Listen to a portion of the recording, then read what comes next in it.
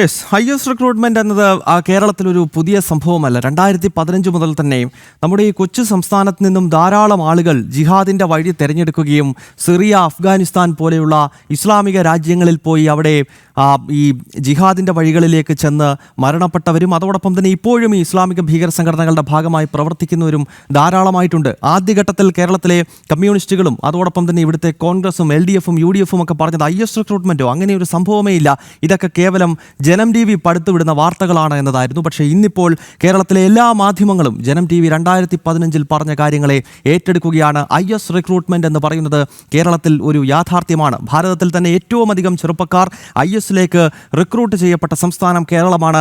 Popular front, SDPI പോലെയുള്ള ഭീകര സംഘടനകളാണ് ഈ റിക്രൂട്ട്മെന്റിന് നേതൃത്വം നൽകിയതും. ഇപ്പോൾ തിരുവനന്തപുരം വെഞ്ഞാറമൂട്ടിൽ നമുക്കറിയാം, ഒരു 16-കാരനെ ISലേക്ക് റിക്രൂട്ട് ചെയ്യാൻ പ്രേരിപ്പിച്ചു എന്നതാണ് വളരെ ഗൗരവമുള്ള കേസ്. കേന്ദ്ര ഏജൻസികൾ ഇതുമായി ബന്ധപ്പെട്ടുള്ള പ്രാഥമിക അന്വേഷണം നടത്തുകയാണ്.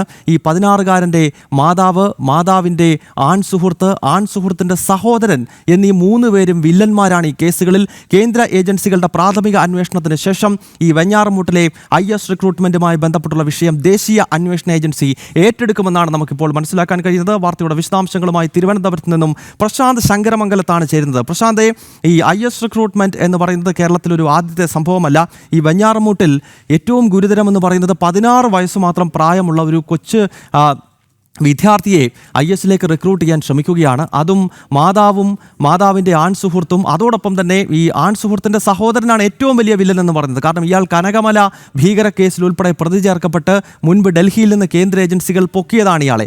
അപ്പോൾ എന്തൊക്കെയാണ് ഇതിൻ്റെ വിശദാംശങ്ങൾ? NIA എപ്പോഴാണ് ഈ കേസ് ഏറ്റെടുക്കുക?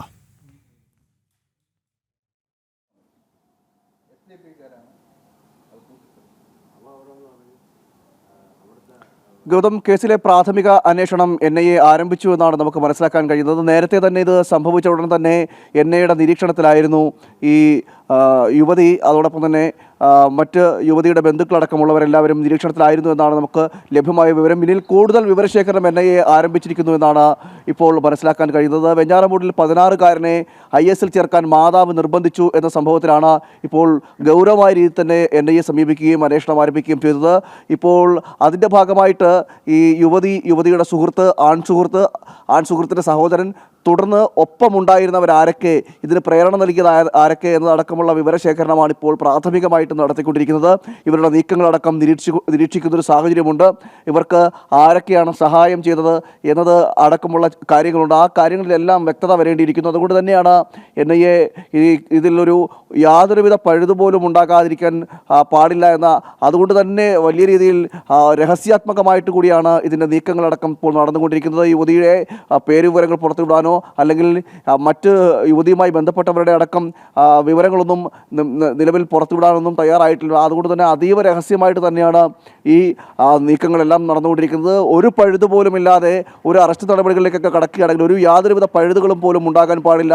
അതുകൊണ്ട് പൂർണ്ണ വിവരം ഈ ISൽ ചേർത്തതുമായി അതുമായി ബന്ധപ്പെട്ട പരമാവധി ശേഖരിക്കാവുന്നതിൻ്റെ പൂർണ്ണമായിട്ടുള്ള വിവരങ്ങളെല്ലാം ശേഖരിച്ചുകൊണ്ടൊരു നീക്കത്തിലേക്കാണ് NIA നീങ്ങുന്നത് എന്നാണ് ഇപ്പോൾ നമുക്ക് മനസ്സിലാക്കാൻ കഴിയുന്നത്. അതിൻ്റെ കൂടി ഭാഗമായിട്ടാണ് യുവതിയെയും യുവതിയുടെ ആൺസുഹൃത്തിനെയും അതോടൊപ്പം തന്നെ ആൺസുഹൃത്തിൻ്റെ സഹോദരനെയും നിരീക്ഷിക്കുകയും അവരുടെ നീക്കങ്ങൾ നിരീക്ഷിക്കുന്നു. മാത്രമല്ല ചുറ്റും അവരോടൊപ്പം നിന്നവരെ അടക്കമുള്ളവരുടെ വിവരശേഖരണം അടക്കം ചെയ്യുന്ന ഒരു സാഹചര്യവും ഇപ്പോൾ NIA ആരംഭിച്ചു എന്നാണ് നമുക്ക് മനസ്സിലാക്കാൻ കഴിയുന്നത്.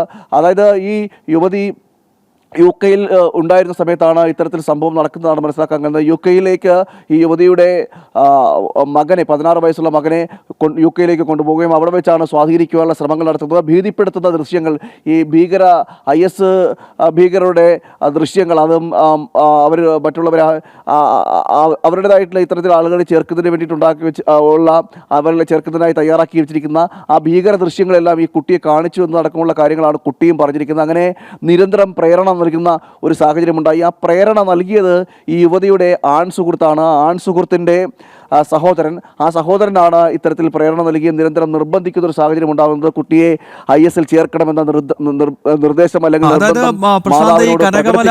ഭീകര കേസിലെ പ്രതിയായിട്ടുള്ള വ്യക്തി, അയാളാണ് ഈ 16-കാരനെ IS-ലേക്ക് റിക്രൂട്ട് ചെയ്യുവാനുള്ള ശ്രമങ്ങൾ നടത്തിയിരിക്കുന്നത്. മാത്രമല്ല ഇതിലും ഒരു ലവ് ജിഹാദ് കണ്ടന്റ് അല്ലെങ്കിൽ ഒരു നിർബന്ധിത മതപരിവർത്തനം നടത്തിയിരിക്കുന്നു. കാരണം ഈ കുട്ടിയുടെ അമ്മ ഇസ്ലാം മതം സ്വീകരിക്കുന്ന ഘട്ടത്തിൽ ആ നിലയിൽ കാര്യങ്ങൾ പോകുകയായിരുന്നു. പിന്നീട് ഇസ്ലാം മത ഭീകരവാദത്തിലേക്ക് സ്വന്തം മകനെ പറഞ്ഞയക്കുന്ന നിലയിലേക്ക് ഈ യുവതിയുടെയും മനോനിലയെ മാറ്റുകയാണ് ജിഹാദികൾ. അതല്ലേ ശരിക്കും ഇതിൽ സംഭവിച്ചിരിക്കുന്നത്?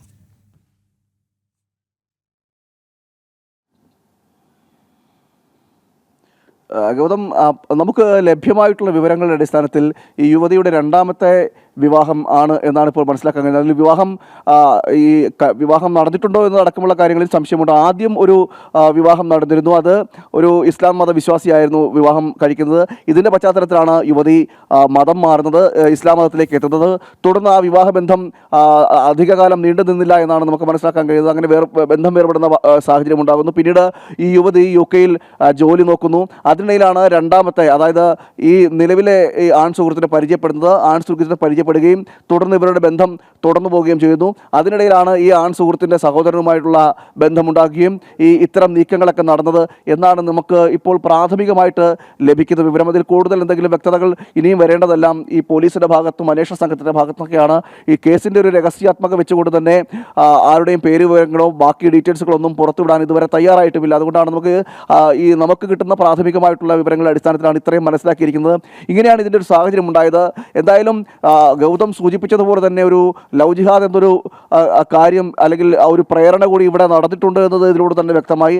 അതിന്റെ കൂടി ലവ് ജിഹാദ് പ്രേരിപ്പിച്ചുള്ള മതപരിവർത്തനം, IS റിക്രൂട്ട്മെന്റ്, ഇതൊക്കെ നമ്മുടെ നാട്ടിൽ തുടർച്ചയായി നടന്നുകൊണ്ടിരിക്കുകയാണ്. പക്ഷേ വളരെ ദൗർഭാഗ്യവശാൽ കേരളത്തിൽ അധികാരത്തിലിരിക്കുന്ന സർക്കാരോ ഇവിടുത്തെ മുഖ്യ പ്രതിപക്ഷമായിട്ടുള്ള UDF ഒന്നും തന്നെ IS റിക്രൂട്ട്മെന്റും ലവ് ജിഹാദും ഒന്നും ഗൗരവമായി കാണുന്നില്ല. ഭാരതത്തിലെ മറ്റു പല സംസ്ഥാനങ്ങളും ഈ ലവ് ജിഹാദിനെ തടയാൻ വേണ്ടി അതിശക്തമായ നിയമങ്ങൾ നടപ്പാക്കുന്ന ഘട്ടത്തിലാണ് ഇവിടെ ഒരു സംസ്ഥാന സർക്കാർ ലവ് ജിഹാദ് ഇല്ല എന്ന് എല്ലാ ദിവസവും പറഞ്ഞുകൊണ്ടിരിക്കുകയാണ്. ഈ ഘട്ടത്തിലാണ് തലസ്ഥാന നഗരിയിൽ തന്നെ ഇതാ വെഞ്ഞാറമൂട്ടിൽ 16 വയസ്സും മാത്രം പ്രായമുള്ള ഒരു വിദ്യാർത്ഥിയെ ആഗോള ഇസ്ലാമിക ഭീകര സംഘടനയായ IS-ലേക്ക് റിക്രൂട്ട് ചെയ്യുവാൻ സ്വന്തം മാതാവും മാതാവിൻ്റെ ആൺ സുഹൃത്തിൻ്റെ സഹോദരനും ചേർന്നുകൊണ്ട് ശ്രമിക്കുന്നത്.